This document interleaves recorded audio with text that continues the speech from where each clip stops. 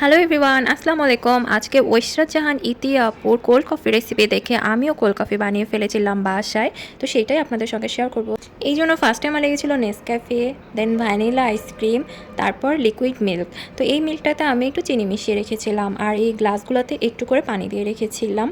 তো তারপরে আমি নেসক্যাফেটাকে প্রত্যেকটা গ্লাসেই 1 চামচ করে দিয়ে নিয়েছিলাম। মানে ইতি আপি যেভাবে কফিটা বানিয়েছিল আমি ঠিক ওইভাবেই স্টেপ বাই স্টেপ ফলো করেছি।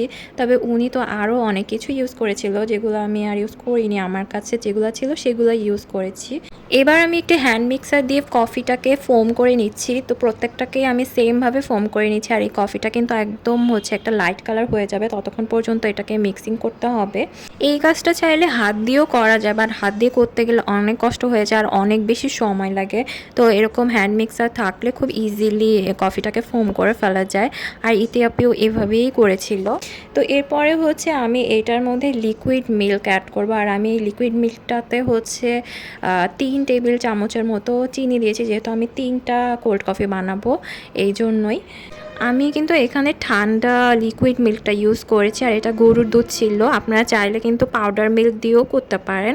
আর এইটাতে আইস কিউব দিলেও অনেক ভালো লাগে। ইতিহাপি কিন্তু আইস কিউব দিয়েছিল, কিন্তু আমি আইস কিউব দিতে পারিনি কারণ আমার আইস কিউব ছিল না ফ্রিজে। তো হাতের কাছে যা যা ছিল ওইগুলো দিয়েই করে ফেলেছিলাম। এরপর আমি একটা লম্বা চামচ দিয়ে এটাকে মিক্সড করছিলাম মিল্কের সাথে কফিটা।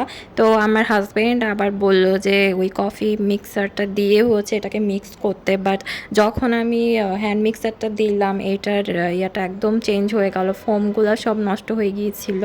তো তারপর আর আমি এটা ইউজ করি। তবে এইটা ইউজ করলে কিছু না, আবার না করলেও কিছু না, কারণ এইটার টেস্টটা একই থাকে। আর এইটা টেস্টের কথা তো আপনাদের সাথে এখনও বলাই হয়নি। আসলে এই কোল্ড কফিটা এত মজা হয়, মানে রেস্টুরেন্টে যে আমরা এত টাকা দিয়ে কোল্ড কফি কিনে খাই তার থেকে এইটা অনেক বেশি বেটার, মানে 10 গুণ বেশি ভালো এটা।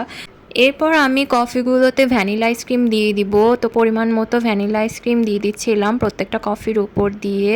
তো এইটা দেওয়ার কারণে মনে হয় টেস্টটা আরও বেশি ভালো হয়ে যায়। আর ট্রাস্ট মি, এটা অবশ্যই আপনারা ট্রাই করবেন। এটা অনেক বেশি মজা হয়, অনেক অনেক বেশি মজা হয়। মানে রোজার সময় এটা খেয়ে তো অনেক ভালো লেগেছে। মানে আরও গরম ছিল, অনেক গরম পড়েছিল। তো এই কফিটা খেয়ে একদম মানে শরীরটা ঠান্ডা হয়ে গিয়েছে।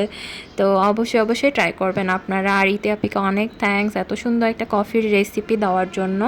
আমার বাসার সবাই কফিটা খেয়ে অনেক প্রশংসা করেছিল, একদম রেস্টুরেন্টের মতো, মানে রেস্টুরেন্টের থেকেও বেশি ভালো ছিল এটা। আমার তো মনে হয় না আর কখন আমি রেস্টুরেন্টে গিয়ে কোল্ড কফি খাবো যদি বাসায় এত সুন্দর কফি বানানো যায়। আমার কফি একদম রেডি। তো ইতি আপি কিন্তু এটাতে উপর দিয়ে চকলেট সিরাপ অ্যাড করেছিল, আমি আর সেটা ইউজ করিনি। তারপরও কফিটা অনেক অনেক মজা ছিল। তো আমার ভিডিওটা যারা দেখছেন তারা কিন্তু অবশ্যই একটি লাইক করে দিবেন, কমেন্ট করে জানাবেন কেমন লেগেছে।